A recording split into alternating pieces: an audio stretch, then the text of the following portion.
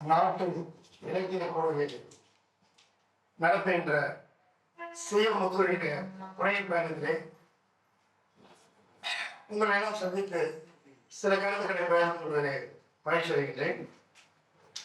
நண்பர்களே, உண்மையிலே ஒரு முக்கியமான விஷயம்தான். ஏன்னா இந்த காலம் ஒரு டிஜிட்டல் யுகத்தான காலம். எல்லாரும் கையில் ஒரு மொபைல் போன படம் பார்த்துட்டு இருக்க ஒரு காலம் இல்லையா? நீங்கள் வர பஸ்ஸில் பார்த்துருப்பீங்க. ரயிலில் பயணம் பண்ணால் ஒரு எலக்ட்ரிக்கலில் போனீங்கன்னா 15 பேர் 15 பேர் 16 பேர் ஆளுக்கு ஒரு மொபைல் கணவன் கூட பார்க்கக்கூடிய ஒரு காலத்தில் ஒரு எழுதிய ஒரு தொடர்ந்து 50 ஆண்டுகள் பயணம் செய்த ஒரு நாவலாசிரியர் அழைத்து அவரை பெருமைப்படுத்தும் விதமாக ஏற்பாடு செய்த நாட்டு இருக்கக்கூடிய என்பது குறிப்பாக சுஜித் ரெட்டி அவர்களுக்கு என்னுடைய வாழ்த்துக்களை நான் தெரிவித்துக் கொள்கிறேன். அவருடைய நாங்கள் ஒரு இந்த காவிரி பாய்கின்ற டெல்டா பிரதேசம், காவிரி கர்நாடகா உற்பத்தி ஆனாலும் சரி, தமிழ்நாட்டில் தான் பெரிய தன்னுடைய வளத்தை கொடுத்துக்கிட்டே இருக்கு. இந்த மண்டல பகுதியில் ஏறக்குறைய பழைய ஒருங்கிணைந்த தஞ்சையில 13,000 கோயில் இருக்கு. கோயில் சாதாரண திருமண விளையாட்டுல ஒரு வரலாற்று சிறப்பு மிக்க பழைய தொன்மையான கோயில் மட்டும் 17,000. நாகப்பட்டினம், திருவாரூர், தஞ்சை எல்லாம் சேர்த்து சொல்றாங்க. அப்படிப்பட்ட கோயில் ஒரு நிலம் அவர் 1000 ஆண்டுகளாக அந்த நிலம் இருக்கு இல்லையா? நீங்க பார்த்துருக்கீங்க, தஞ்சை பிரகதீஸ்வரர் கோயில், தராசுரம் கோயில் எல்லாம் பார்த்துருக்கோம். கையோட சோழபுரம். இந்த மண் கோயில் சார்ந்த ஒண்ணு. இந்த மண்ணில் எழுதுற பிறந்து வந்த சீகமுத்து நானே ரொம்ப லேட்டாக 20 வருஷத்துக்கு முன்னாடி வாசித்தேன். அவர் நாவல் முதலாக எழுதி ஒரு 15 ஆண்டுகளுக்கு தான் தற்செயலாக வாசிக்க கிடைச்சது.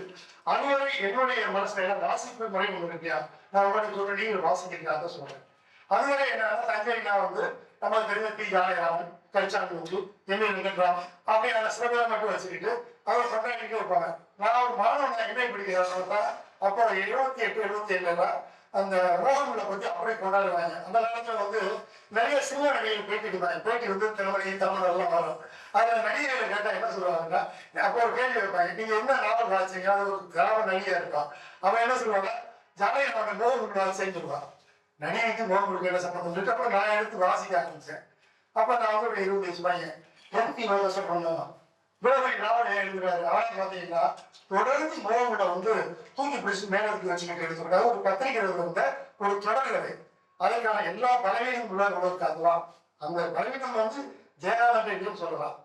ஆனால் பிரபஞ்சனுக்கான நாவல் கூட பலவீனமான நாவல் தான். தொடர்ந்து முடிக்கும்போது ஒரு இது வைக்கணும், சஸ்பென்ஸ் என்ன செய்யறது. அப்படி எழுதப்பட்ட ஒரு நாவல் தான் மோகங்கள். அந்த மோகங்களை படிச்சுட்டு அப்ப அந்த நாவல் பார்த்தீங்கன்னா என் நண்பர்கள் சிலர் துப்பாடு கேட்டாங்க, ஏன்னா யமுனா நடந்தது, யமுனா உட்கார்ந்தது அப்படின்னு. இப்படியான ஒரு மித்த கிரியேட் தொங்கல் இன்னைக்கு வரைக்கும் கிரியேட் பண்ணிட்டு இருக்காங்க.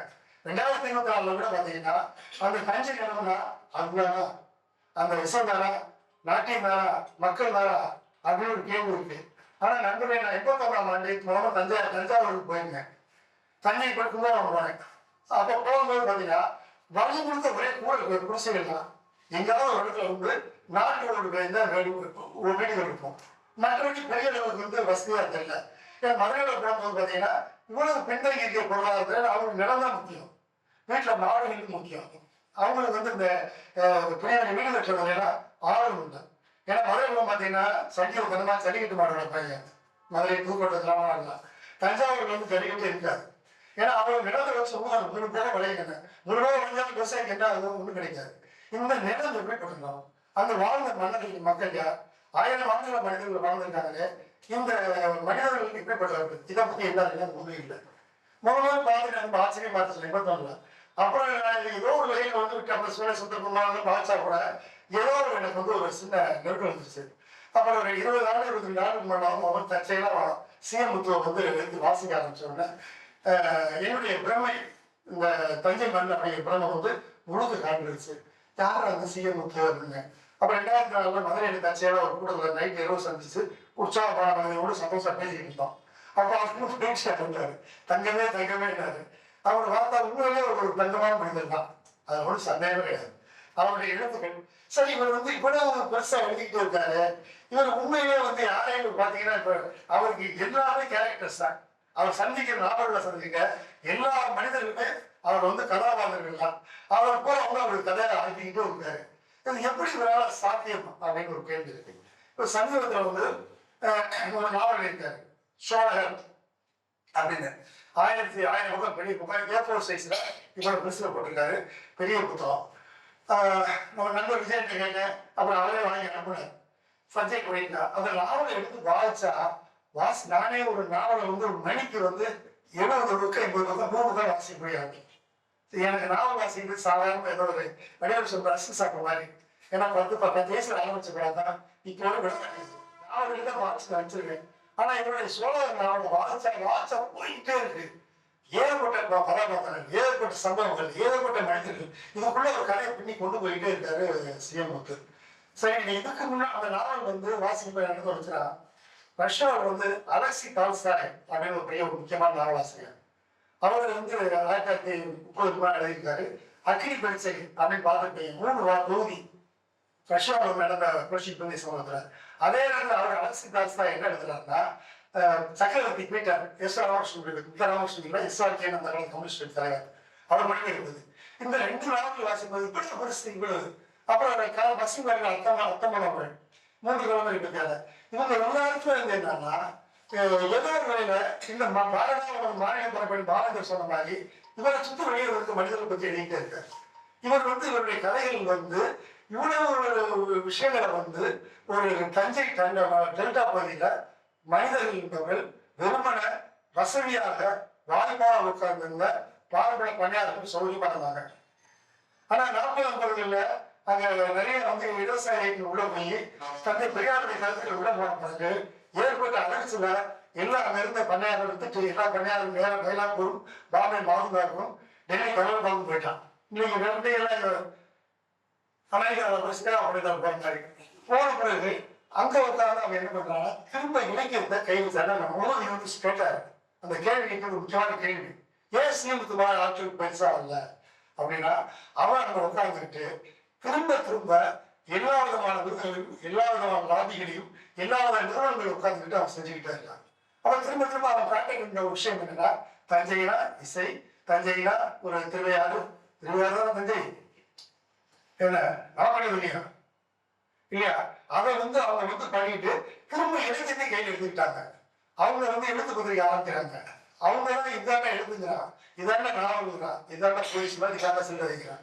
அப்போ தஞ்சை முத்துவாரி சிஎம் முத்துவாரி ஒருத்தருடைய நாவல்கள் வந்து அவங்க வாயிலே சொல்லிருக்கலாம், அவர் புத்தகங்களோட சொல்றாரு. ஆனா அந்த விஷயங்கள் வந்து ஏன் போய் சேரல அப்படின்னு ஒரு கேள்வி இருக்கு. அந்த கேள்வி வந்து முக்கியமான கேள்வி. ஏன்னா இந்த காலகட்டத்தில் நம்ம விஷயம் பிரச்சனை. இப்ப 1000 பக்கத்துக்கு விடமுறை நாவல் A4 எழுதுறாரு, இதை யார் வாசிப்பது அப்படின்னு கேள்வி இருக்கு. ஏன்னா நம்ம முடிஞ்சவங்களோட பேசலாம், நான் மட்டும் பேச வேண்டியது இல்லை. இது முடிஞ்சதும் அவரோட உட்கார கீழே ஒரு கலந்துரையாடல் பண்ணலாம்னு நினைக்கிறேன். ஏன்னா எழுத்தாளர் செய்யக்கூடிய அதிகபட்ச மரியாதை தான் நினைக்கிறேன். ஏன்னா ஒரு படைப்பாளியை பற்றி சொல்வதற்கு அவருடைய படைப்புகளை தவிர வேறு எதுவும் இல்லை அப்படின்னு ஜப்பானிய திரைப்படங்களை அக்பர் விஸ்வம் சொல்றாரு. அவர் சொன்னது 100 போதும், அவர்கள் வந்து உரையாடலாம். ஏன்னா அவருக்கு வந்து முடிவற்ற ஒரு தேடல் இருந்துகிட்டே இருக்கு. மனிதர்கள் எப்படியெல்லாம் இருக்காங்க. ஏன்னா இப்ப நான் வந்து ஒரு வசதிக்காக 2016ஆம் ஆண்டு சிஎம் முத்துவனுடைய இளவரகியின் நாவல்கள் அப்படின்னா, இளவரகின்னா என்ன உங்களுக்கு நாட்டுப்புறவை இருந்துச்சு, அவர் மாணவிகள் இருந்துச்சு, இளவரகிகள் இருந்துச்சு. அந்த ஊர்லயே உட்கார்ந்து அந்த மக்களோட வாழ்ந்து அந்த மக்களோட பழக்கவழக்கத்தை தெரிஞ்சு அந்த மக்களுடைய பேச்சு மொழியை அறிந்து அந்த மக்களுடைய கருத்துக்களை வைத்துக் கொண்டு எழுதுகின்ற ஒரு கண் வரலாற்று நாவல் போனான். முத்து எழுதிய எல்லா நாவலும் முத்து இருக்காரு. என்ன அவர் யாரோ ஒருத்தருடைய கதையை சொல்ல போல அந்த கதைக்குள்ள உள்ள வந்துகிட்டே இருக்காரு. அவருடைய மொழி ஆளுமை வந்து ரொம்ப ஆச்சரியப்படக்கூடியது. ஏன்னா இப்ப நம்மளே வந்து திடீர்னு முல்லைப்பாட்டை யார் எழுதுனது அப்படின்னு ஞாபகம் வராது. இப்படி நம்மளே சில சமயம் வந்து இந்த நாவல் எந்த ஆண்டு எழுதுனது, புத்தகம் எப்போ வந்திருக்கோம் அப்படின்னா ஞாபகம் வராது. ஆனா இவருடைய நாவலை வந்து பக்கத்துக்கு பக்கம் வந்து கலைமாந்தர்கள் உருவாகிட்டே இருக்காங்க. இந்த கலைமாந்தர்கள் வந்து என்னன்னா அவர் உருவாக்குறாரு. ஆனா அந்த கலைமாந்தர்கள் இந்த பிரதியிலிருந்து வெளியே வந்துடுறாங்க.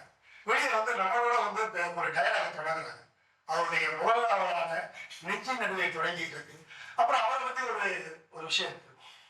அவர் வந்து பிறப்பா ஒரு கள்ளஜாதியை சேர்ந்தவர். ஏன்னா அவருக்கு தெரிஞ்ச அந்த விஷயத்த எப்படி கீழாநாராயணன் வந்து கரிசல் பகுதியில அங்க உட்கார்ந்து பிரபோதராமன் அங்க இருக்க நாயகரை பத்தி எழுதினார். ஆர்.சண்முகசுந்தரம் 49ல நானும் எழுதினார். அவருக்கு தெரிஞ்ச கொங்கு மண்டல மக்களுடைய வாழ்க்கை எழுதினார். அதுபோல இவர் வந்து என்னன்னா அவரை திரும்ப அந்த கல்லூரி காவியங்களுடைய பழக்க வழக்கம் சொல்றேன். ஆனா நான் யோசிக்கும் போது என்னன்னு தோணுனா போது ஆரம்பிக்கும் போது நல்லா தான் இருக்கும் ஒரு கதையெல்லாம். நான் நினைப்பேன் தலைவர் வந்து முத்தர் வந்து அந்த கல்லூரி ஜாதகம் சப்போர்ட்டா எழுதுறாரு அப்படின்னு தோணும். அப்படியே தோணும் ஒரு பாதி வரைக்கும். அப்புறம் பார்த்தீங்கன்னா அவர் சொந்தக்காரங்க சொல்லி வச்சுருவாரு. அவர் தந்தையாகவே வந்து கல்லூரி ஜாதகம் 2 வருஷத்துக்குள்ளாக்குவார்.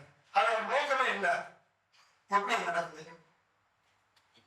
ஏன்னா எழுதும்போது என்னன்னா அந்த விலாசம் சொல்லும் போது அந்த சிவத்து காலைங்கிற எப்படி இருந்தாரு, அவர் மனைவி ராஜாமா இருந்தது. ஏன்னா அவர் பார்த்தீங்கன்னா ஒரு முக்கியமான விஷயம், பொதுவாக தமிழில் வந்து அதுக்கு ஒரு பையன் வந்தான், ஒரு சின்ன பையன் ஒரு கதையில வந்து படிச்சு பார்த்து சொல்லுங்க சார்ங்க. அவன் கதையில வந்து அம்மா வருது, அம்மா சொன்னா அக்கா சொன்னா அப்படி எழுதிட்டாங்க. நம்மளுக்கு தம்பி உட்காந்துட்டு நீ உன் அம்மா அவள்னு சொல்லுவீங்க, சொல்ல மாட்டேன் சார். உங்க அக்காவை அவள்னு சொல்ல மாட்டேன் போய் கதையை எழுதிக்கிங்க. நம்ம மரபுல நமக்கு அம்மாவை சொன்னாங்கன்னு சொல்லுவோம், அக்காவை சொன்னாங்கன்னு சொல்லுவோம் இல்லையா. தங்கச்சி சொன்னாங்க கூட சொல்ல மாட்டான், தங்கச்சி சொல்லுச்சு அப்படின்போம் இல்லையா. இவருடைய கதைகளில் வரக்கூடிய எல்லா விதமான கேரக்டர்ஸ் அதே மாமர்கள் பெண் மாமர்கள் ராஜாவையும் வச்சுக்கலேன். அந்த மாதிரி 60 வயசு பெண்ணா இருப்பாங்க. அவர் ராஜாவை சொன்னார்னு எழுதுங்க. அப்ப அந்த நிலத்துல வந்து என்ன மதிப்பீடு இருக்கு, பெண்ணுக்கான மதிப்பீடு இருக்குன்னு சொல்றாரு. அப்ப ஆரம்பிக்கும் போது என்ன சொல்றாரு, மிராசுடைய வாழ்க்கை இப்படி இருந்தது. ஒரு அப்பாவின் மிராசு இந்த 2 நாள் வந்து 2மே ஒரு மிராசா பேசுறது. நம்ம மிராசுனா தெரியாது, குறிப்பாக எங்க இளைஞர்களுக்கு தெரிய வாய்ப்பு இல்லை. ஒரு காலத்துல கல்யாணம் பண்ணிக்கிற 60-70 கீழே வந்து மிராசா அடிப்பாங்க. நான் ஸ்கூல் படிப்பேன், நான் எங்கூர் பள்ளிக்கு வரல. நான் போன பொருள் நான் எங்கள் அண்ணன் எடுத்து வச்சுக்கிட்டு பெரிய பெட்ட மிராசு நான் எனக்கு நிலம் வச்சிருக்காருன்னு போட்டுக்கிறேன். சும்மா அதை அப்பா 2 ஏக்கர் நிலம் வச்சிருப்பாங்க. ஆனால் கீழே மிராசு தான் போடுவாங்க. இப்போ யாரும் போடுறது இல்லை. இப்போ டாக்டர் போட்டே போடுறது இல்லை. இப்போ நம்ம பேராசிரியர் காசி நாயகம் ஒரு புத்தகம் கொடுத்தாரு, அதில் ஒரு முனைவரனே போனவங்க ஒரு புத்தகம் கொடுத்துருக்காரு வெளியிட்டு பதிவு போது. ஏன்னா நானும் என்னுடைய புத்தகங்கள் எதிரே முனைவரன் போட்டதில்லை. மிராசு இந்த மிராசு அப்படிங்கிற ஒரு மனிதர் தஞ்சை நிலப்பகுதியில எப்படி உருவாங்க, அவருடைய வாழ்க்கை என்ன இருக்கு அவர் சொல்லிட்டு போறாங்க. அவருக்கு முடிவெட்ட கதை இருக்கு, ரொம்ப உண்மையான ஆச்சரியமா இருக்கு. ஒரு இந்த சோழ நாவல்கிட்ட இருந்து ஒரு 150 வருஷம் நான் கதைகிறார். அவர் இந்த பீரியட்ஸ் மாதிரி பீரியட்ஸ் 150 வருஷமா நாவலை சொல்றாரு. அந்த நாவல் வந்து சோழன் ஒருத்தர் வந்தாரு, அவர் கூட வந்தாரு. அவர் தஞ்சாவூர்ல இருக்கக்கூடிய அந்த விமான படைத்தளத்துக்கு 60 ஏக்கர் நிலத்தை வந்து வெள்ளக்கார கலெக்டர் கொடுத்துட்டாரு. அந்த இதை வச்சுதான் அந்த கதை வந்து அந்த கிராமத்தை வச்சு போயிட்டு இருக்கு. இவர் சொல்லுற அந்த கதையில வந்து கொடுத்த ஒரு இடத்துல வந்து அந்த ஊர்ல இடிச்சு போன காமாட்சி கட்டுறதுக்கு அந்த கோயிலில் வந்து திறப்புழாவுக்கு வந்து புதுக்கோட்டை சமஸ்தானத்தை தான் அண்ணன் கூப்பிடுவாங்க. நண்பர்களே, உண்மையிலே அவர் அந்த புதுக்கோட்டை ராஜா வர்றது, அவர் எப்படி வந்தாரு, அவர் எப்படி வரவேற்கிறாங்க, எப்படி வந்து யார் நடக்கூடிய திணிய போட்டிருந்தாங்க, ஏறக்கூடிய ஒரு 4 பேர் எழுதி போறாங்க. என்னால் சிறப்பு வச்சு அடிச்சா கூட எழுத முடியாது. யார் மேற்கு யாராலும் எழுத முடியுமா? நான் பாராட்டு சொன்னேன். அவர் ஒரு கற்பனை உலகத்துக்கு உள்ள போயிருக்காரு. ஒரு பித்து மாநிலம் உள்ள போய் ஒரு புதுக்கோட்டை ராஜாவுக்கு வருஷமா வந்தா எப்படி நடக்கும், எப்படி ஊழல் நடந்திருக்கு, கொஞ்சம் தகவல் இருக்கு. இப்போ புதுக்கோட்டை மேற்கு கொஞ்சம் தகவல்லாம் இருக்கு. ஆனா அந்த தகவல் பத்தாது. அங்க எப்படி மக்கள் வந்து இதாக இருக்காங்க, உடைகள் எப்படி இருந்தாங்க, ராபியங்கள் எப்படி போனாங்க அப்படின்னு ஒரு 4 படத்துக்கு புதுக்கோட்டை ராஜா வேலை பற்றி எழுதுது. அப்போ அவருடைய கற்பனை என்பது நம்ப இல்லை. ஆனா அப்படி பேருங்க அங்கமே எல்லாமே நடந்தது. எதுவுமே புனைவில்லை என்பார், புனைவில்லை என்பார். ஏன்னா அவர் வந்து அவரை பொறுத்த வரைக்கும் நடக்காத ஒரு விஷயத்த வந்து அவர் சொன்ன மாதிரி எங்கே நம்பவே இல்லை. எல்லாமே அவருடைய காலத்துல நடந்த கடந்து போன சம்பவங்களை சொல்றாரு.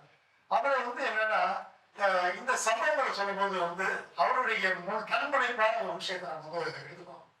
என்னன்னா இப்ப கைச்சோறுன்னு ஒரு நாவல் எடுத்துக்கோங்க. அவர் வந்து இந்த ஒரு சின்ன கிராமம், அந்த கிராமத்துல கல்லர் ஜாதிகள் மட்டும்தான் இருக்காங்க. கல்லர் ஜாதியில என்னன்னா தெற்கு மேலாட்டு கல்லர், தெற்கு சொல்லலாம் வாழை கிணறு இருக்காங்க. இவங்கெல்லாம் வாழை கிணறுலாம் பிடிக்கும். ரொம்ப தானியமான ஆளுங்க. வந்தாலுபடி வெளியூர் வரக்கூடிய கலந்து வேற. அப்போ வந்து மகளிர் பொண்ணு மாப்பிள்ளை வந்து ஒரு 10 மைல் தள்ளி கூட ஊருக்கு போறாரு. ஊர்ல ஒரு பிரச்சனை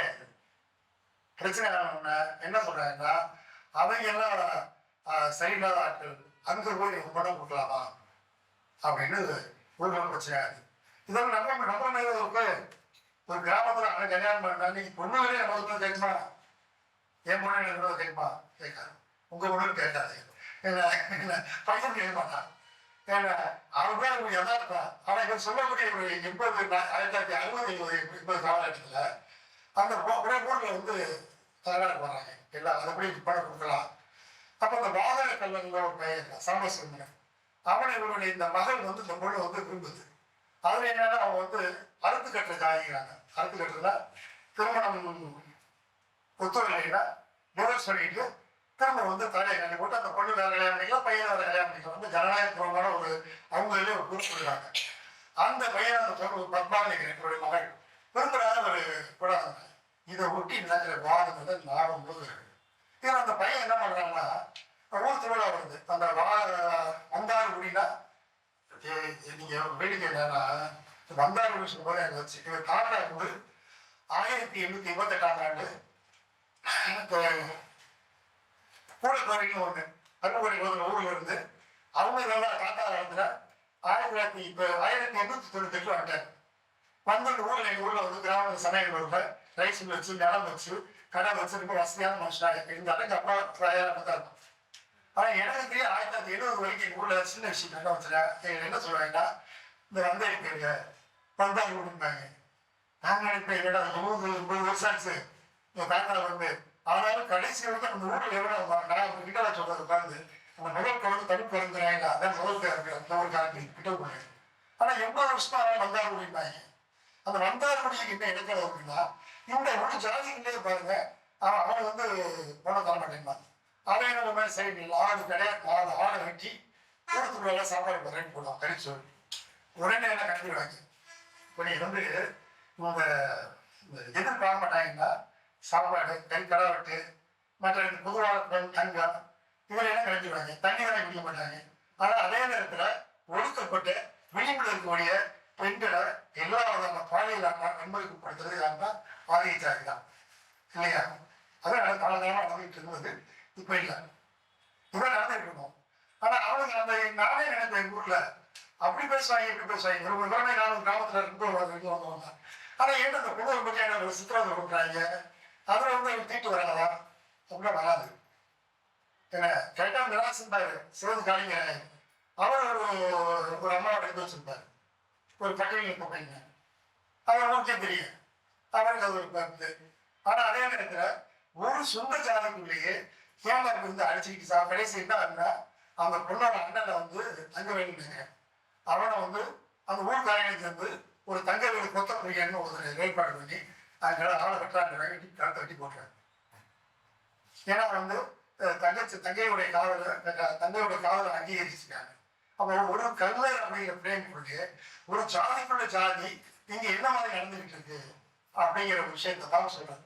அவர் சொல்றது வந்து ஒரு 40 ஆண்டுகள் 60 ஆண்டுகள் 70 ஆண்டுகள் ஒரு பின்னோக்கி பயணத்தை தான் அவர் சொல்லிட்டு இருக்காரு. அந்த பின்னோக்கி பயணத்தில் நடக்கிற பல விஷயங்கள். இப்போ அதில் இன்னொரு பெருக்குழு பாருங்க.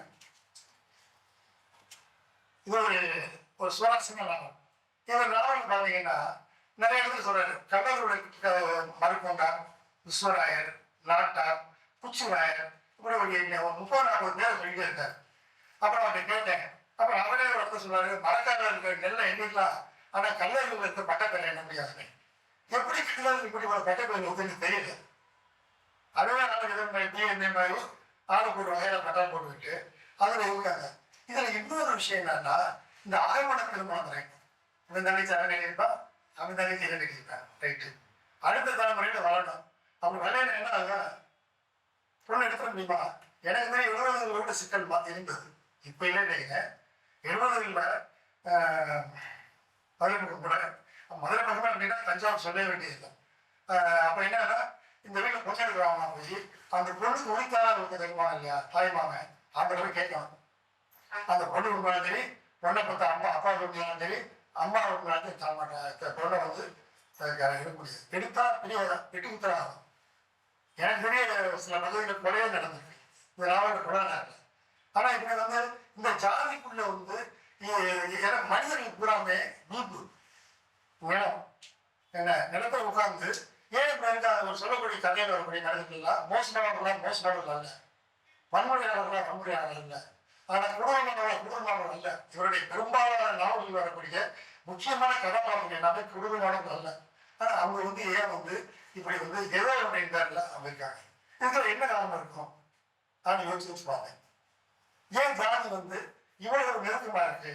மலைக்கு போன நச்சனைக்கு ஒரு தயாரிப்பு இருக்கு, அங்காளி மகாளி உறவு போயிருந்தாங்க இல்லை. எப்படிதான் தாய்மாமனுக்கு முக்கியமான இன்னைக்கு டிவியில் ஒரு வருஷம் நீயார் சீரியல் பார்த்தேன். தாய்மாமன் வந்து ஒரு இது போட்டாங்க, எபிசோட் போட்டாங்க. நிறைய மாணவர்கள் கொண்டு வரல, அதெல்லாம் தாய்மாமனுடைய பெருமையை பேசிட்டு இருக்கு. பசங்க நம்ம மாணவர்கள் இருக்காங்க, எங்க மாமா மாதிரி ஒருத்தர் இல்லை சார் அப்படின்னு ஒருத்தர் வந்து கண்களாக சொல்றேன். அவங்க மாமா அப்படி செய்கிட்டு கண்கள் அவங்க கண்காணிட்டு வாங்க ஒரு டாக்ஸ் சொல்லுது நீயார். இப்போ தாய்மாமன் உறவு இதெல்லாம் என்னன்னா ஒரு சின்ன பாதுகாப்புன்னு தான் எனக்கு தோணுது. தஞ்சை நிலம் வந்து வசதியாக இருக்கலாம், ஆனால் இங்கே வந்து ராஜராஜ சோழன் ஆட்சி ஆரம்பிக்கலாம். அப்புறம் சோழனுடைய ஆட்சி முறையப்படி என்ன நடக்குது? வைதிக சனாதனுடைய மேலாதிக்கம் நடக்கிற காலத்தில் இந்த மக்கள் எப்படி வாழ்ந்து நிலத்தை விட்டு வாழ முடியுமா? நீங்கள் 1700 சையத்கான் அப்படின்னு ஒரு குதிரை, அவர் 1000 குதிரைகளோட வட இந்தியாவில் வந்து கர்நாடகா வருவாங்க. வந்து என்ன பண்ணுறாங்க, தஞ்சைக்குள்ள வந்துடுறான். வந்து என்ன பண்ணுறாங்கன்னா இவங்க நெல்லெல்லாம் எடுக்கிறான், ஆடு மாடை வந்து வண்டியில் ஏற்றுறான், பெண்களை பிடிச்சி வண்டியில் ஏற்றுறான், ஆம்பளைகளை போட்டு எவ்வளோ இருந்தாங்க கொடுத்துக்கிறான். இது நடந்ததா நான் சொல்கிறேன். இவர் அனந்தரங்கமுறை வந்து 12 வால்யூம் டைரி எழுதியிருக்காரு, வாய் மாற்ற பாருங்க. அவர் எழுதுறாரு. அவர் என்ன சொல்றாரு, இப்படி வந்து நான் பெண்களை தூக்கிட்டு போறான், நெல்லை அடுத்த கலந்து நிலத்துக்கு இந்த போரை பிடிச்சி அடிட்டு போறான், ஆண்களை கொலை பண்றான். ஆனா இந்த தஞ்சை மன்னன் பேடித்தனமாக மராட்டி மன்னன் கோட்டைக்கதை கூட்டிக்கிட்டு கோட்டைகள் இருந்து கொண்டாங்க எழுதுறாரு. அனந்தரங்கமுறை டைரியில. அப்ப நீங்க இங்க வந்து இந்த நாயகத்துக்கு சொல்லிட்டு நானும் கொஞ்சம் யோசிச்சேன். ஆனா 70 மார்க்சிஸ்டா இருந்து இன்னும் மூமெண்ட்ல போறேன். இன்னும் கொஞ்ச நாள் இந்த ஜாதிகளை ஒழிச்சு நம்ம 78 என்ன ஜாதி ஒழிஞ்சு நம்ம புரட்சியும் இல்லை, புரட்சி வந்து என்ன ஆயுத புரட்சி, அதோட ஜாதியெல்லாம் ஒழிச்சிருக்கு. நாங்கெல்லாம் 78 ஒரு பகல் கனவு வந்து புரட்சிக்கான வேலைகளில் ஈடுபட்டு இருந்த ஒரு மனுஷனா நான் இருந்தேன், பையனா இருந்தேன். ஆனா ஜாதி வந்து ஒருவரை வந்து ஜாதி மறுப்பு நடந்துகிட்டு நிறைய நடக்குது. ஆனால் இன்னொரு ஜாதி வந்து ஏன் இப்படி இருக்கு அப்படின்னா இதற்கான சின்ன மூலகாரணத்தில் இவருடைய நாவலும் இருக்கு. இப்படி ஒரு எங்கேயோ ஒருத்தர் செயல்தான ஒருத்தர் வந்து படையெடுத்து வந்து யார் வேணா வந்து பாங்கன்னா மன்னன் இப்படி இருக்கா. மன்னன் வந்து கோட்டைகளை கதவு கூட்டிகிட்டு இருந்தா அங்கே விவசாயம் என்ன பண்ணுவான், நிலத்தை தீ வச்சுட்டு போனா, இருக்க ஆறு மாடை பிடிச்சி ஏற்றிட்டு போனா, இருக்க பெண்களை தூக்கிட்டு போனா, இப்படி வாழ்றது. அப்போ ஒரு பாதுகாப்பு அப்படிங்கிறது தான் இந்த ஒரு ஜாதி ரீதியாக படுத்து. இப்போ என்ன கூட பார்த்தீங்கன்னா பல்லுபடி அடங்கல 18 ஜாதி முன்னோடி இருந்தாலும் சொல்ல நாட்டுப்படி போராட்டாங்க. அப்ப இந்த ஜாதி அப்படிங்கிற சிஸ்டம் வந்து ஏதோ ஒரு காலத்துல பாதுகாப்பா இருந்திருக்கு. ஏறக்குறைய வந்து இந்த 20ஆம் நூற்றாண்டுடைய முற்பகுதி வரைக்கும் இருந்திருக்கு. ஏன்னா ரோடு கிடையாது, மின்சாரம் கிடையாது, தண்ணி குடி தண்ணீர் கூட கிடையாது இல்லையா. ஒரு கதையில வருது, பேசிக்கிட்டே 4 பேர் வர்றாங்க, வந்து உட்காந்து அந்த வெண்ணாறு போகுது, அதிலே உட்காந்து காலை கழுவிட்டு அவங்க தண்ணியை திருவிட்டு வாயை கொடுத்து ஒழிச்சு. நானே இப்போ படிச்சுட்டு என்ன அப்படி நடக்குமான்னு யோசனையா இருக்கு. அதே தகவல் வரைக்கும் வந்து குடிச்சாங்கிறதால பரவாயில்ல, வாய்ப்பு பிடிச்சும் போது இந்த விஸ்வராயன் எழுதுறாரு.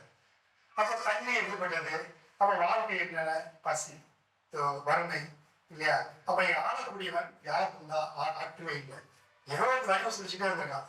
நாயக்கர் இருந்திருக்கான், மராட்டிக்காரர் இருந்திருக்கான், அப்புறம் ஆங்கிலேயர் இருந்திருக்கான். ஆங்கிலேயர் வந்து என்ன செய்யும் இந்த பொருள் இருந்தான்.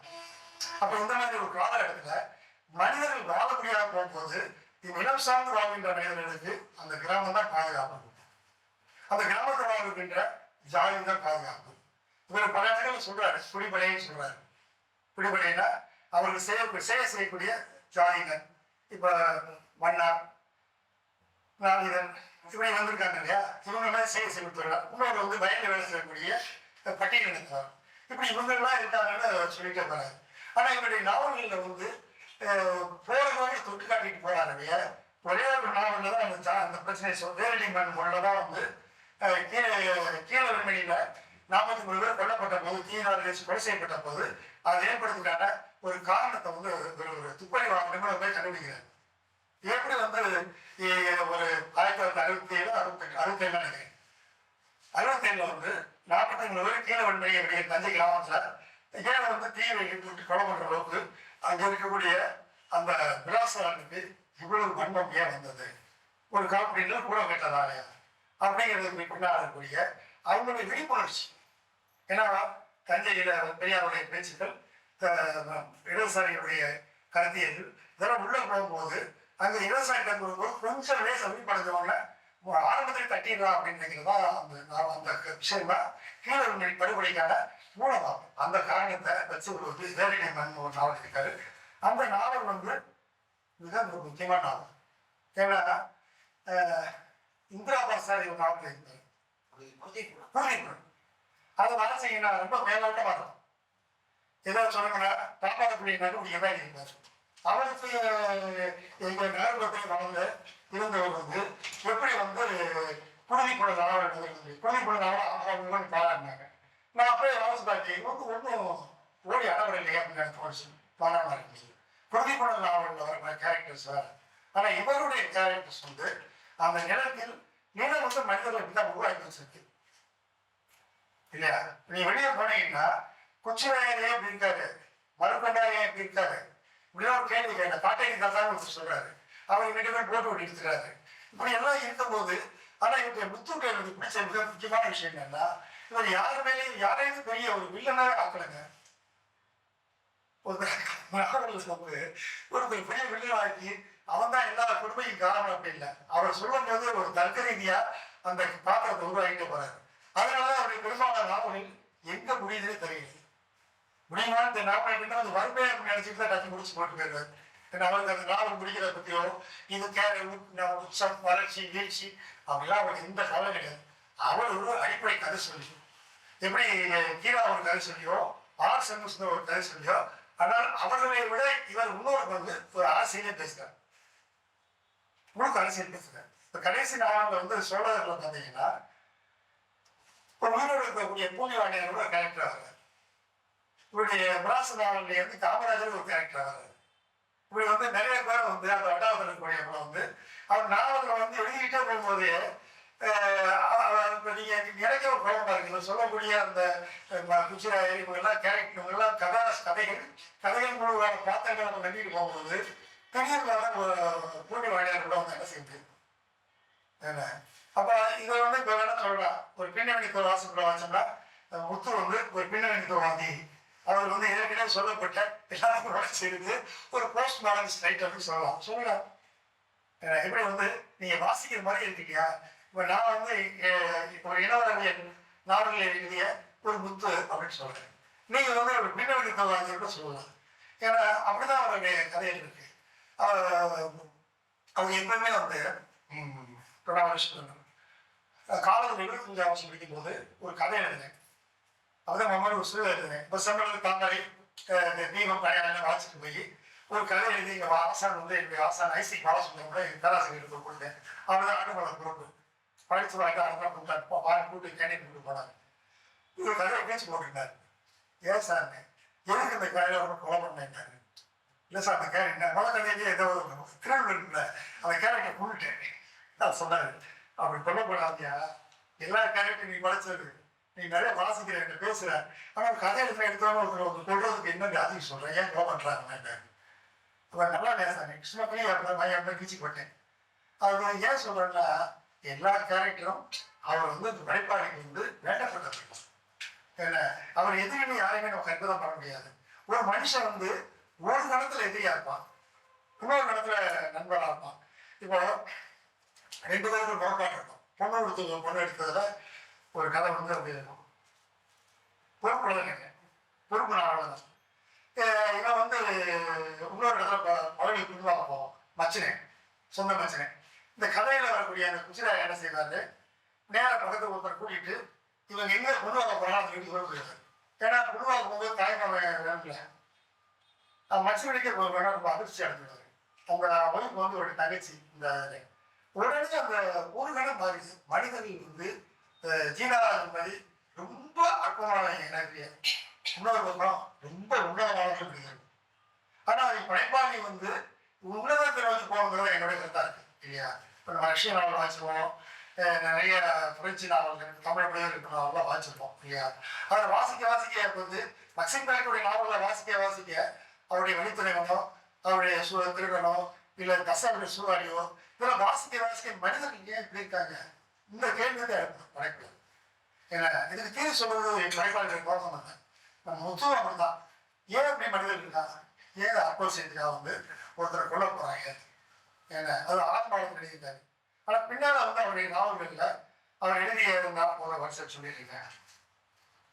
நெஞ்சின் நடுவின்னு சொல்லி 1982, கனிச்சூர் 1989, பொறுப்பு 2000, வேரடிமன் 2007, 3, அப்பா என்ற ஒரு மனிதர் 2010 இதெல்லாம் எழுதியிருக்காரு. அதுக்கு பின்னால் விவாசம் எழுதியிருக்காரு. இப்போ இந்த சோழர் எழுதியிருக்காரு. சோழர் வந்து ஒரு என்ன சொல்றது, இத்தனை தலைமுறை கதைன்னு சொல்ல முடியாது. பல தலைமுறைகளை தாண்டிய ஒரு கதையாக இருக்குது. கதையில வந்து ஒரு அரசியலை வந்து முன் வச்சுட்டே போறாரு. அவருக்கு வெளிப்படையாக மேலாக பார்க்கும்போது அவர் கதை சொல்லி கிராமத்தை சொல்லும்போது அந்த கிராமத்துக்குள் நுழையக்கூடிய அரசியலை சொல்றாரு. சுதந்திர போராட்டம். ஏன்னா அவருக்கே கேள்வி இருக்கு, இப்படி இந்திய விடுதலை போராட்டம் நடக்கும்போது தஞ்சாவூர்ல என்ன நடந்துச்சு அவரே கேள்வி கேட்டிருக்காரு.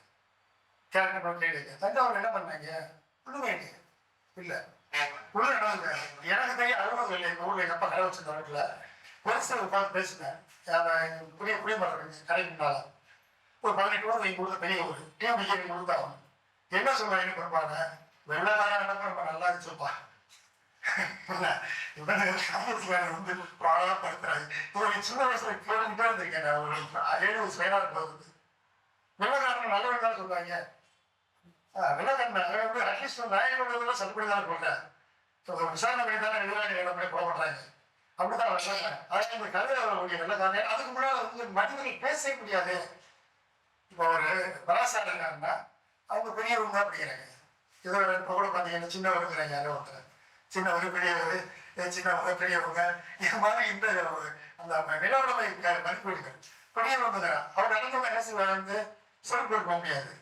துண்டு கொண்டு துண்டு எடுத்து இப்போ சூழ்நிலை பக்கத்தில் வச்சுக்கணும். கதைகள் ஒரு கதை இருப்பாங்க. துண்டு யாரும் பிரபலமான கதை. அந்த கதையை படிச்சுட்டு அவர் ரொம்ப பாராட்டி சொல்ல பயிற்சி அளிச்சிட்டாரு. அவங்க துண்டு. ஆனால் அதே நேரத்தில் இந்த துண்டை வந்து ஒரு மேடையில் பொருத்தி ஒரு சாதாரண இளைய மனிதனை கௌரவப்படுத்த திராவிடம் இல்லையா? 60 கிராமம் இல்லை, அந்த சோழர் அருமை அண்ணன் நம்மளுடைய பொருளாளர் சின்னச்சாமி அவர்களை மேடை கழிச்சிடும். அவருக்கு முன்னாடி கொடுத்தவங்க ஒருத்தர் ஒரு ஆடை கொடுத்துருவாங்க. நான் ரொம்ப நாள் அந்த யோசிச்சு என்ன முன்னாடி கொடுத்துருக்க பெரிய விஷயம் இருக்குன்னு யோசிச்சுருக்கேன். என் காலத்தில் என்ன பிரச்சனை இருந்தா யாருக்கு முன்னாடி கொடுத்துருக்குறேன். எனக்கு உண்மையிலேயே நான் சொன்னாங்க கேள்வி பண்ணிருக்காங்க. என்ன முதல்ல முன்னாடி கொடுத்து சொல்லும்போது எனக்கு சங்கடமா இருக்கேன்.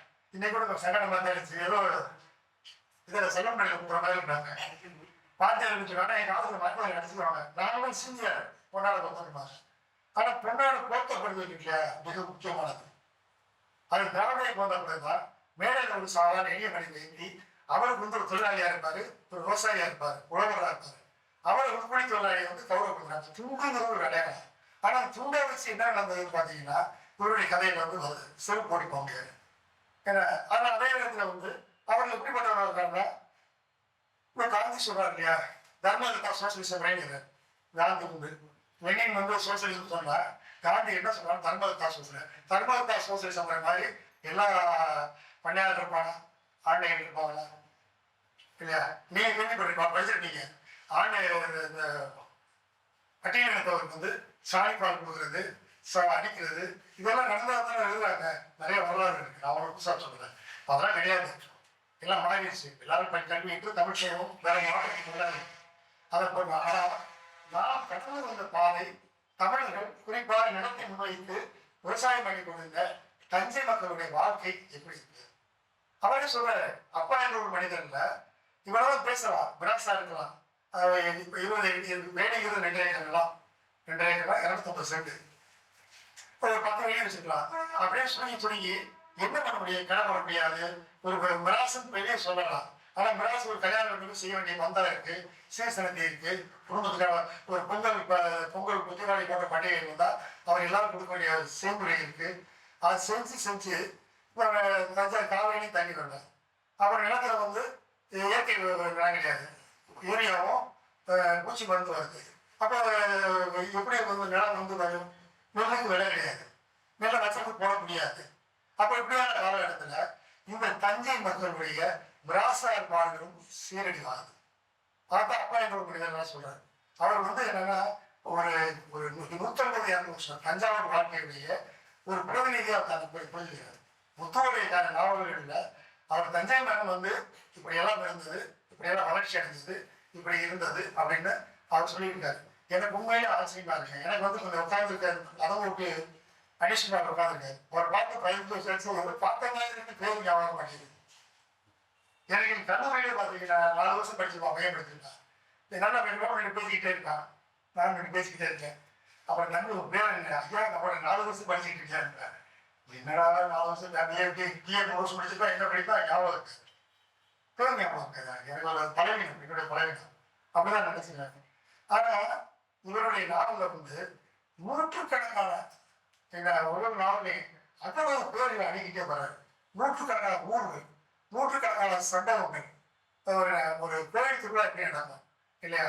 ஒரு ஒரு ஒரு ஒரு பொங்கல் அன்னைக்கு என்ன பண்ணுவாங்க, ஒரு மாடு பிடிக்கிறதுக்கு என்ன பண்ணுவாங்க, ஏறக்குறைய வந்து இந்த பக்கத்துல பாரதிய ஒருத்தர் வந்து பண்பாட்டு மாவட்ட எழுதியிருக்காரு, மாணவர்கள் தொடர்பாக எழுதியிருக்காரு. அவர் வந்து கருத்தில் ரீதியாக எழுதுறது கட்டுரைலாம். ஆனால் நம்மளுடைய முத்து வந்து ஆசான் முத்து வந்து என்ன எழுதுறாங்கன்னா அந்த மக்களுடைய வாழ்க்கையை பதிவு பண்ணிக்கிறது. இவருடைய நினைவாற்றல் என்பது உண்மையிலே ஆச்சரியப்படும். எனக்கு தெரிய நினைவாற்றல கண்டு எனக்கு நான் அந்த டால்ஸ்டாயுடைய போர் மொபைலையும் படிச்சுட்டு என்னடா மனுஷனா நீ எல்லாம் ரஷ்யா அந்த அலெக்ஸ் காலத்தில் அக்னி பரீட்சை இதெல்லாம் 3 ஆண்டுகள் படிச்சுட்டு எப்படி ஞாபகம் வச்சுக்கிறாங்க? நான் உங்களை பிரபஞ்சம் வந்து கேட்டேன். அவருக்கு மாவட்ட ஒன்றும் மானவாசப்படும் பற்றி ஞாபகம் இல்லையா? அவர் எழுதும்போது அவர்கிட்ட கேட்டேன், என்ன எப்படி பிரபஞ்சம் ஞாபகம் வச்சுக்கிறேன்? பாட்டியார் ரொம்ப குழம்பா இருக்கு. அவரே நாவல் திறமை தவிர மாவட்ட ஒன்றும் மானவாசப்படும் வரலாற்று நாவல் ஒவ்வொரு வாரம் செக் பண்ணி எழுதுறேன். நான் மட்டும் எடுத்து எழுதுறேன்னு குழம்பா இருக்குன்னு சொல்லுவாரு. இந்த கேரக்டர் அந்த கேரக்டர் என்னன்னு சொல்ல முடியும்? நம்ம கேரக்டர் ரொம்ப ஆகலாம், அந்த கேரக்டர் இந்த கேரக்டர் எப்படி ஞாபகம் வச்சுக்கிட்டு சொல்லுங்க. நான் அவனுக்கு தற்போதைய பாடம் யோசிச்சிருக்கேன். இவ்வளவு நாள் 1000 மக்கள் இருக்காரு. இந்த உலக முறையில இந்த ஜாதி சொல்றதுல இதெல்லாம் தப்பு வருமானம் அல்ல. அவருடைய மூளை வந்து ஒரு கணினியை போல செயல்படுது. அது வந்து மிக ஆச்சரியமானது. ஏன்னா இப்ப நம்ம வேணா ஒரு 1000 நாள் படிச்சுக்கலாம், ஒரு 10,000 புத்தகம் படிச்சுக்கின்னு சொல்லலாம். ஆனா இந்த 10 புத்தகங்கள்ல என்ன இருக்கு அப்படிங்கிறது சொல்ல முடியுமான்னு சொல்ல முடியாது, கஷ்டம். ஆனா இவர் முத்துவோடைய பார்வை என்பது ஒரு கிராமத்துல எளிய மனிதன் உட்கார்ந்துக்கிட்டு அந்த தஞ்சை நிலப்பகுதியை சுத்திக்கிட்டு இருக்கும்போது அவர் கண்டறிந்த கேட்ட பேசிய விஷயங்களை வந்து அது எல்லாத்தையுமே வந்து சொல்ற. அவர் சொல்ற ஊர் பேரை நான் தஞ்சாவூர் ஒரு 6 மாசம் இருந்திருக்கேன். அந்த ஊர் பேரை எனக்கு தெரியும். ஏதோ தஞ்சாவூர் இருக்கோம், பஸ் ஸ்டாண்ட்ல சாப்பிடுவேன், அங்கே போய் ஐயங்கரத்தில் சாப்பிட்டு தூங்கிட்டு இருந்தேன். அவன் குடிமக்கள் போன தெரியும் ஐயங்கரத்தை எழுதுல இதுக்கு மேலே அந்த ஊரில் கண்டுக்கல. ஆனா இவர் சொல்லக்கூடிய தஞ்சை என்பது வேற. ஏன்னா இவரு ஒரு கார்கீஸ்வரர் இல்லையா, ஒரு மக்கள் எழுத்தாளர். அவர் அவருக்கு பொருத்தமானவர். ஏன்னா இவர் நம்ம பாராட்டில ஒன்றாக போதில்லை. இவர் விருது கிடைச்சா என்ன, விருது கிடைக்காது என்னங்கிறதெல்லாம் எனக்கு பெரிய உண்மை. ஏன்னா எல்லா விருதுகளுமே ஏதோ ஒரு லாபம் பண்ணி தான் கொடுக்குறாங்க. ஏன்னா சாகித்ய கமிட்டி விருது கொடுக்குறது அப்படின்னா லிஸ்ட்டு 2ஆவது லிஸ்ட் 3ஆவது லிஸ்ட்டு நான் இருந்திருக்கேன். என்னதான் வச்சாலுமே ஒரு முதல் லிஸ்ட்டு 10 போகும், 10 பேர். அந்த லிஸ்ட் என்னென்னு ஒரு தாண்ட அனுப்பி இந்த 10 உங்களுக்கு காலத்தில் வச்சுருக்காது யாராவது சொல்ல நினைப்பாங்க. இந்த 10 இப்படி வேற ஒரு சொல்லலாம். அப்படி சொல்லியிருக்கேன். சொல்லி படிமை போகிறதுக்கு வாங்கி கொடுத்தேன். அவங்களுக்கு எனக்கு அவன் நேரம் பார்த்ததில்லை, எனக்கு நிறைய சொல்றேன். அது மாதிரி சாகித்ய கிழமையில வந்து அப்புறம் இந்த இதுக்கு மேல அந்த லிஸ்ட் செலக்ட் ஆகி 10 பேர் 3 பேர் எடுத்து 3 பேர் வந்து அந்த 3 ஜூனியர்ல உட்கார்ந்து அங்க அவங்க முடிவு பண்றதா சாகித்ய கிழமை. அதனால நீங்க இளம் புரஸ்காரம், அந்த மாலை புரஸ்காரம், இல்ல சாகித்ய இளைஞோ இதெல்லாம் கிடைச்சா என்ன கிடைக்கலன்னா அது ஒரு பெரிய விஷயம். அதுக்கு வந்து லாபம் பண்ணணும். ஏன்னா எனக்குமே ஒரு எழுத்தாளர் போய் ஒரு 10-15 நேரம் சென்னை டெல்லியில் உட்கார்ந்து அப்புறம் கைப்பற்றிட்டாரு. மதுரை கிட்ட சுந்தரராயன் சாகித்ய கை கட்டி நடிகாரு வந்து என்ன சொல்றாரு, நான் எழுதுற முதல் 1818 எழுதுற முதல் நாவலுக்கு இந்த விருது கொடுத்துருக்கேன்னு சொன்னார். ஆனா அவர் என்ன ஒரு வருஷம் கட்டாருன்னு எனக்கும் தெரியும். என் எழுத ரகசியம் தெரியுமா அவங்களுக்கு? நான் பண்ண மட்டும்தான் ரகசியம். நான் வெளியே நீங்க யார்கிட்ட சொல்லிட்டீங்கன்னா எப்படியாவது வந்துடுறேன். சாகித்ய கலைஞர் விருது வந்து பெரிய எடுத்துக்கிட்டீங்க. இவருடைய சியமுத்துடைய நாவல் என்பதை ஒரு கடந்த காலத்தினுடைய ஒரு 20-80 ஆண்டுகளுடைய தமிழ் சமூகத்துடைய குறிப்பாக தந்தை எழுதுடைய இருக்கு. ஏன்னா இதை படிச்சோம்னா என்ன தோணுதுன்னா, இது மாதிரி நம்ம வந்து நம்மளுடைய சினவாள பதிவை எழுதணும் இல்லையா? அப்படிதான் முக்கியம் போகணும். அதான் இந்த அதனுடைய நாவல்கள் இருந்து நீங்க கிராமத்தை சார்ந்தவர் தான் எழுதுக்கலாம். ஏன்னா இப்ப காலம் எப்படி இருக்கு பார்த்தீங்கன்னா, ஒரே விஷயம் முடிச்சுறாங்க. ஒரு 2 மாசம் தமிழ்நாடு முக்கிய விருந்தாளர் சங்கம் மதுரையில் வந்து ஒரு நாவல் பயிலாக நடந்தாங்க. நான் அதை பேச போயிருந்தேன். நான் சொன்னேன், நான் 70-75 தான் நாவல் படிக்க ஆரம்பிச்சேன், வந்து 78ல். ஆனால் நான் ஏதாவது நாவல் எழுத ஆரம்பிச்சா, நீ வந்து தசாவசியோட இந்த நாவல் படிச்சியா, இன்னொரு அது படிச்சியா, இந்த செல்வாங்களுடைய பதவி படிச்சியா, அப்புறம் இப்படி வந்து எம்மிட்டு படிச்சியா, எங்கிட்ட வந்து தள்ளி வந்தோம்னா தமிழ்நாட்டில் வந்து ஆசிரியர் தியானத்தை படிச்சா சொல்லி நான்லாம் நானும் பெரிய கற்பனைன்னு சொல்லி படிச்சுக்கிட்டே வந்து கிடைக்கிற ஒவ்வொரு நாளுக்கும் எழுதல. ஆனா இன்னைக்கு இளைஞர்கள் இந்த வச்சிருந்தாரு வேமுருகன் நிகழ்ந்தோம் இரவாணி சிறவாணியர் பொழுதுல அவர் மன்னார் பொழுதுல ஒரு நாள் இருக்காரு, தஞ்சாவூர் காலி மன்னார் பொழுதுல இருக்கு. இது மாதிரி நிறைய பசங்களை பாருங்க, எல்லாம் இங்கிலீஷ் மீடியம் படிச்சு வந்த பேருங்க ஐடி கம்பெனியில் உட்காந்து வேலை பார்த்துக்கிட்டு சத்தம் வராமல் காலம் மாசு கடமையில ஒருத்தர் இருக்காரு. அவர் வந்து ஒரு மாவட்டம் எழுதியிருக்காரு, தஞ்சாவூர் வச்சிருந்தாங்க தீமுடன் அண்ணன் அவ்வளோ பெரிய கட்டளை ஒரு எழுதுங்க போயிருக்கு. இடையே அது வந்து பையன் பார்த்தா ஒரு ஜாலியை டவுசரை போட்டுக்கிட்டு ஜாலியா எல்லாம் வெள்ளத்தை போட்டு தராங்க. ஆனால் நாவல் எழுதும் போது அந்த இடத்துக்கு வராங்க. தீமுடன் அதேதான். தஞ்சை மண் வந்து பெருக்கா இந்த 1970 ஆரம்பிச்சு 2050 ஆண்டுகள் என்ன நாசமா போச்சுன்னு அவர் சொல்றாரு. அப்போ இளைஞர்கள் ஏன் இந்த தமிழில் நாவல் எழுத முடியும்? கையில் ஆளுங்களுக்கு மொபைல் போயிட்டு இப்போ ஸ்டார்ட் பண்ணி பார்த்துட்டு இருந்தால் அதை பத்தாது. பார்க்கறது தமிழில் எழுத மாட்டேன். ஆனால் தமிழில் நாவல் என்பது உலகம் முழுக்க நாவல் தான் முக்கியமாக இடம் வைக்குது. இப்போ நம்ம இந்த நாவல்கள் மூலம் தான் வந்து ஒரு சமூகத்தினுடைய கடந்தகால வரலாறு பதிவாகுது. சொல்லக்கூடிய முத்து சொல்லக்கூடிய பல்வேறு விஷயங்கள் பொங்கல் பற்றியதோ கோயில் திருவிழாக்கள் பற்றியதோ எல்லாமே மாறிடுச்சு இல்லையா? இறப்புல இருந்து எல்லாமே மாறிக்கிட்டு இருக்கு. ஆனால் அதெல்லாம் ஒரு சமூக பதிவு. தமிழ் அப்படிங்கிற மொழி வந்து 2000 ஆண்டுகளாக இருந்து கொண்டு இருக்கிறது. இந்த மொழியை வந்து திரும்ப திரும்ப வந்து காப்பாற்றி கொண்டு வருபவர்கள் படைப்பாளிகள் தான். ஒரு சங்க இலக்கியம் தொடங்கி அதுக்கு பின்னால் 17 கீழ்கணக்கு, அவர் பக்தி இலக்கியம், சிற்று இலக்கியம், இன்னைக்கு நவீன இலக்கியம், இதெல்லாம் என்ன ஆகும் இல்லையா? இன்னைக்கு சமகால இலக்கியம் என்பது நாவல் தான்.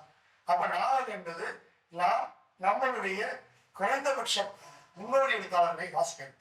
குறிப்பா வந்து முத்துவோடைய நாவல்களை வந்து வாழ செய்யணும்னா ஒரு ஒரு நிலப்பகுதி, தஞ்சாவூர் நிலப்பகுதியை சேர்ந்தவங்க திருச்சி தஞ்சாவூர் அவ்வளவுதான் காவிரி பயன்புடைய பார்த்தா இந்த பகுதியில ஒரு 50-100 ஆண்டுகள் நடந்தது. இது வந்து ஒரு விதமான ஒரு கண்டுபிடித்தான்.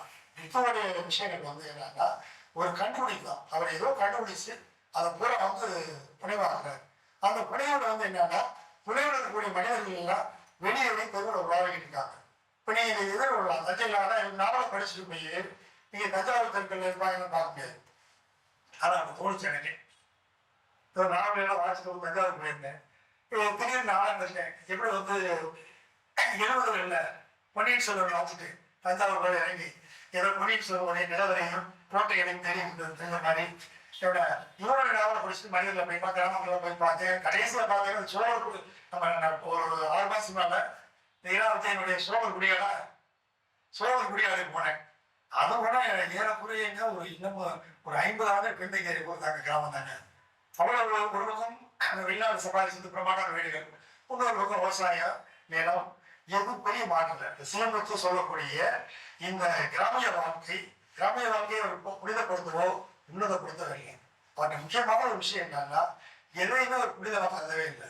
ரொம்ப போற நோக்கில் பாலியல் சம்பந்தப்பட்ட விஷயங்கள் கூட 1 வரி 2 வரி அப்படியே வீசிட்டு போறாரு. அது மாதிரி முக்கியத்துவம் இல்லை. ஏன்னா அது வந்து அவரே ஒரு 2 வருஷம் சம்பந்தப்பட்ட விஷயம் அத்தனை விஷயம் அதுதான் அதை போய் எழுதி என்ன போகுதுன்னு நினைக்கிறாங்க. அந்த காலத்தில் எனக்கு கொடுப்பாடு அந்த தஞ்சை பகுதியில் இன்னமும் டெல்டா பகுதியில் கிராமங்களுக்குள்ள போனீங்கன்னா அப்படிதான் இருக்கு. அதான் அதான் உணவு அந்த வளர்மை பேராவூரணி அந்த பேரில் வந்து என்னன்னா வாழ வழி இல்லாம இல்லை சிங்கப்பூர் மலேசியாவில் போயிட்டே இருக்காங்க இல்லையா? ஏன் யோசிச்சு பாருங்க, நான் பிள்ளைங்களாயில் இருக்கும்போது சீன பிரதமர் லீமாவுக்கு ஒருத்தர் இருந்தாங்க. அவங்க இறந்தாங்க பஸ் ஸ்டாண்ட் வந்து இதை விட பெரிய வச்சுருந்தாங்க. அந்த லீமாவுக்கு பணத்தை போட்டு எங்கள் வாழ்க்கைக்கு ஒளியாட்டிய தீவுரை உலகாக கன்னியாகுமரி புதுக்கோட்டை மாவட்டம், தஞ்சாவூர் மாவட்டத்தில் வளர்ந்த நாள் எல்லாருமே வச்சுருந்தாங்க. நான் அவரை கிட்ட பார்த்துக்கிட்டு இருந்தேன். என்னடா அந்த லீமாவுக்கு சீனாக்காரங்க ஒரு சீனாக்காரருக்கு வந்து உண்மையாகவே எங்க இறந்தப்பட்டு ஒரு இடத்துல வச்சுருந்தாங்க குணமராய். ஏன்னா அவர்களுடைய வாழ்க்கை வந்து இருக்கு. ஏன்னா ஏன் அப்போ போறாங்க அப்படின்னா அதோட அப்படி கேட்ட பார்த்து சொன்னாங்க வணக்கமா அந்த பக்கம்லாம் நிறைய வந்து சீன பிரதமர் லீவான் இருக்கு. அவன் குடும்பத்தில் பார்த்துருந்தாங்க ரொம்ப முயற்சி எடுத்துக்கலாம். இவ்வளோ புரட்சி கொடுத்தாங்க. அப்போ இந்த தஞ்சை நிலப்பகுதி என்பது நிலம் பொய்த்து மழை பொய்த்து காவிரி பொய்த்த உடனே வாழ வெளியிட்ட இளைஞர்கள் வந்து அந்த அயல்நாட்டு மேலே ஆகிட்டாங்க. இப்போ போயிட்டு இருக்காங்க. நீங்கள் போய் கோலாலம்பூரில் இறங்கி எங்கேயாவது இந்த இந்தியா கேட்டோட ஹோட்டலுக்கு சாப்பிட போயிருந்தேன். இந்தியா கேட்ட ஓட்டி சாப்பிட போனேன். இப்போ ஒரு ஹோட்டலுக்கு சாப்பிட்டு தான் பார்த்தேன். புரோகிராம் கொடுக்குறாரு. பார்த்தா இந்த ஒரு வயநாடு சாப்பிட நல்லா இருக்குன்னு. அப்புறம் இந்த கடையில் வந்து எல்லாமே தஞ்சோட்டின்னு சொல்கிறாங்க. அப்போ இந்த இளைஞர்கள் போயிடுறாங்க. அப்போ பெண்கள் என்ன பண்ணுவாங்க, திருமணமாகி மலர்ந்து காட்டிகிட்டே இருக்காங்க.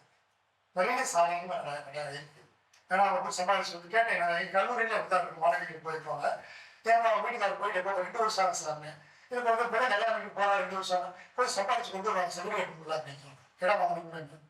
அப்புறம் இந்த மாதிரியான ஒரு வாழ்வை தான் பொய்யா காவிரி பொய்ந்த இடத்துல இப்படி மனிதர்கள் வாழ்க்கை விவசாயம் கட்டுப்படியான வாழ முடியல. ஆனால் மனிதர்கள் வாழ மனிதர்கள் எப்பொழுதுமே உன்னதமானவர்கள் எனக்கு ஒரு நம்பிக்கை இருக்கு. நான் எனக்கு ரொம்ப சிரமம் பண்ணேன். எனக்கு வாழ்க்கை தெரியாத சொல்லுங்க. எனக்கு இந்த படிப்புக்கு எழுதும் பண்ண கலாச்சாரம் கூட பொருட்படுத்துவதில்லை. ஏன்னா எப்பவுமே மனிதர்கள் வந்து அந்த மீறி வந்து இன்னொரு உன்னதமான மனிதர்கள் சந்திக்கணும். அதுதான் இலக்கியம் சொல்லணும்னு நினைக்கிறேன். நான் வந்து என்ன நினைக்கிறேன்னா இலக்கியத்தினோட குரல் என்னன்னா இதாண்டா சொல்லுது. இப்போ ஒரு கதையில் முக்கியமாக வளர்ச்சி பார்த்தீங்கன்னா இவருடைய நாவல்கள் மூலம் வந்து மனிதர்கள் நல்லவங்க இருக்கா கெட்டவங்க இருக்கா, நல்ல ஒரே மனுஷன் நல்லவங்க இருக்கா கெட்டவங்க இருக்கா, ஏன் இப்படி மனிதர்கள் இருக்கிறார்கள் அப்படிங்கிற விஷயத்தை வச்சு அந்த கதை என்பது அவர் சிவமுத்து படைத்த நாவலோட இல்லை. அது நம்ம மனசுக்குள்ள உள்ள வந்து வாசிக்கும் நமக்குள்ள ஒரு திரை உருவாக்குது. நாம் செய்வது செய்தாரா ஏன் இப்படி நடக்குது அப்படின்னு கேள்வி கேட்குது. அந்த வகையில் சிவமுத்துடைய நாவல்கள் என்பதை மிக முக்கியமான பிரதிகள் அவர்கள் வந்து வாசிச்சு பார்க்கணும். இப்போ 2 பேரும் வந்து அவருடைய மொழிகளை பிரச்சனை ஆகலாம். தஞ்சை வட்டார வழக்கு சொற்கள் வந்து பிரச்சனை ஆகலாம். எனக்கு வந்து இப்போ பிரச்சனை தான் இருக்கு. காங்காட்சிங்கிறாரு. காங்காட்சிங்க சொல்லுங்க. நிறைய இடத்துல காங்காட்சிங்கிறாரு. நெகருங்கிறாரு. இவங்க நிறைய பிடிச்சி வச்சுக்கேன். அப்படி கேட்கறது ஒரு எழுத்தாளர் கவலைப்படுறது கருத்தை வெளியிடாது. அவங்க என்ன சொன்னதான் இருக்கு. நெகர்னா என்ன? நெகரம் நெகர்னா நெகர் பார்த்தீங்களா? நெகர்னு வச்சு எழுதி தர்றாரு. எனக்கு நீட்டா கொடுத்துருக்கோம். கந்தாச்சிங்கிறாங்க. சொற்கள் வந்து அப்படி இருக்கும். ஆனா அதை பொருட்படுத்த வேண்டியதில்லை. இப்படி எல்லாம் ஒரு நிலத்தை மையமாக வைத்து மண்ணை வைத்து வாழ்ந்த மனிதர்கள் நம்மளுக்கு நம்பிக்கை இருக்கோம். மண்ணு தேவையில்லை, இடம் தேவையில்லை, நம்ம எங்கே வாழணும் நடக்கணும்னு சொல்றோம். ஆனால் ஒரு கொரோனா வந்து நம்ம என்ன பாடுபடுத்தே நமக்கு தெரியும். மீண்டும் நம் மனிதர்கள்லாம் மீண்டும் மண்ணோட தொடர்பு இருந்தால் அந்த வகையில் இந்த மண் பற்றிய நாவல் எழுதிய நம்ம முத்து அவர்களை நாம் வந்து தொடர்ந்து வாசிக்கணும். என்ன தொடர்ச்சியாக எனக்கு என்ன தோணுதுன்னா அவரை வந்து ஒரு கருணை நிலையில வந்து கொண்டு அறியப்படுத்தணும். அப்புறம் சில அவரை பற்றியான கட்டுரைகளை ஒரு சில ஏற்படுத்தி சொல்லி ஒரு 50 கட்டை 100 கட்டையாக வாங்கி ஒரு சின்ன ஒரு ஆய்வு கொண்டு வரும். அப்போ தான் அந்த அகாடமிக்கலாக கல்விக்குளம் சார்ந்து சிஎமுக்கு போய் சேருவார். இல்லாட்டி திரும்ப வந்து என்னன்னா ஜானகிராமன் சொல்லிட்டு இருப்பாங்க. ஆனால் அப்படி இல்லை. ஏன்னா ஒரு மண்ணின் மைந்தருக்கு நாம் செய்ய வேண்டிய வேலை என்னன்னா இவர் வந்து ஒரு பரந்துபட்ட நிலையில ஒரு அறிமுகப்படுத்த வேண்டிய நிலையில தான் நம்ம இருக்கோம். இப்படியான ஒரு கூட்டத்தை ஏற்பாடு செய்த நாட்டை இலக்கிய கூறி நான் வாழ்ந்த கடைபிடிக்கிறேன். உங்களுடைய பணி என்பது மிக முக்கியமானது. வரலாற்று இடத்திற்கும் பொறுமையாக நம்மளுக்கும் நன்றி, வாழ்த்துக்கள். இப்போ நம்ம என்ன செய்யலாம்னா அவங்க ஏற்கனவே பேசி முடிச்சு கீழே உட்காந்து படங்கள்லாம் போயிட்டாங்க. ஒரு 10 நிமிஷம் பேசுங்களேன், எல்லாம் பேசுவாங்க. ஏன்னா அதான் வந்து ஏதோ 3 பேர் வந்து பேசுகிறோம், நீங்கள் எதாவது கேட்டீங்க அப்படின்னு இல்லாமல் நீங்களும் நம்ம வாழ்த்துக்கலாம். அவர்கிட்ட வந்து அவர் பேசுகிறார், ரொம்ப மகிழ்ச்சி அடையும். ஏன்னா எங்கள் கல்லூரியில் வந்து யார் பிரபஞ்சம் சரி, பிரபஞ்சம் சரி, தமிழச்சி சரி, இறைவன் சரி, யாரும் தான் பேச முக்கிய உட்கார வச்சு பேச வச்சுருக்கிறது. ஏன்னா அப்போ மாணவர்கள் அப்படின்னா அவங்க கிட்ட வந்து மேலே இவங்க ஏசுனாலே ஜெயகாந்தி பேசிக்கிறீங்க மலை பசங்க மாதிரி. அதனால கிட்ட உட்காந்து நல்லா தான் கிட்ட உட்காந்து பேசுறீங்க, நல்லா பேசுறீங்க. நன்றி.